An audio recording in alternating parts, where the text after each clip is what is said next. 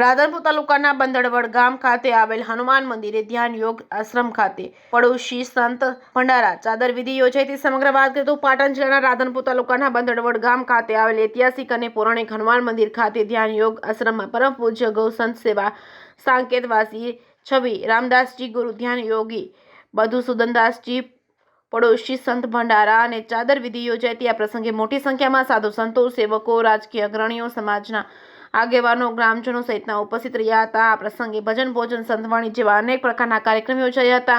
આ પ્રસંગે ભારતભરમાંથી સાધુ સંતો આવ્યા હતા, જેમાં નજુપુરાના રામાયણના પ્રખર વક્તા બટુક મોરારી, હૈદરાબાદના 1008 મહામંડલેશ્વર જેવા અનેક રાજ્યોમાંથી સંતો સાથે અનેક મહાનુભાવો ઉપસ્થિત રહ્યા હતા, જેમાં ડોક્ટર કનુભાઈ પટેલ, ડોક્ટર ગોવિંદભાઈ ઠાકોર, રાધનપુર માર્કેટયાર્ડના ચેરમેન ડોક્ટર કનુભાઈ પટેલ, મહેશભાઈ ચૌધરી સહિતના ઉપસ્થિત રહ્યા હતા। જે કે ન્યૂઝ ગુજરાતી સાથે મનુ ઠક્કર, રાધનપુર।